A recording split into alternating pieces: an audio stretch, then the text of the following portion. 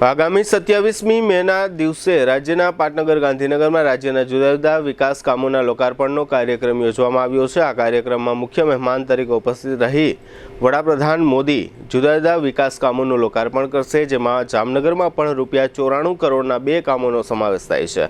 આ કામોની વિગત એવી છે કે જામનગર મહાનગરપાલિકા દ્વારા સરુ સેક્શન રોડ ઉપર પોલીસ હેડક્વાર્ટરની પાછળ આવેલ ગોલ્ડન સિટી એરિયામાં મહાનગરપાલિકાની ટીપી સ્કીમની રહેણાંક હેતુની જમીન ઉપર શહેરી ગરીબ લોકો માટે બહુમાળી ઇમારતમાં કુલ 544 આવાસનું નિર્માણ કરવામાં આવ્યું છે। આ આવાસમાં રહેણાંક ફ્લેટ ઉપરાંત કેટલીક દુકાનોનું પણ નિર્માણ કરાયું છે। આવાસનું નિર્માણ કાર્ય પૂર્ણ થયા બાદ મહાનગરપાલિકાએ લાભાર્થીઓને અરજીઓનો કોમ્પ્યુટરાઇઝ્ડ ડ્રો કર્યો હતો અને જેમને આ ડ્રોમાં ફ્લેટ લાગેલ તેઓને જરૂરી ડોક્યુમેન્ટ્સ અને રકમ જમા કરાવવા સૂચના આપવામાં આવી હતી।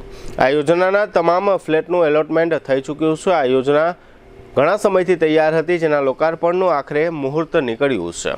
ગોલ્ડન સિટી વિસ્તારમાં બનેલ આ આવાસનું લોકાર્પણ ગાંધીનગરના મહાત્મા મંદિર ખાતે યોજાયેલા રાજ્યકક્ષાના કાર્યક્રમમાં તારીખ 27 મેના રોજ થનાર છે। આ સમારોહમાં મુખ્ય મહેમાન તરીકે વડાપ્રધાન મોદી ઉપસ્થિત રહેનાર છે અને તેમના હસ્તે લોકાર્પણ થશે।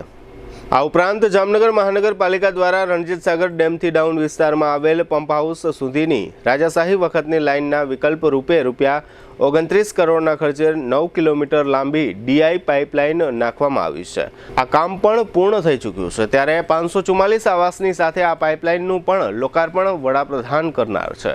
આ સૂચનામાં જણાવાયું છે કે લાભાર્થીઓને આ કાર્યક્રમ માટે જામનગરથી ગાંધીનગર લઈ જવા અને લાવવા ઉપરાંત ભોજન સહિતની વ્યવસ્થા તંત્ર દ્વારા કરી આપવામાં આવશે।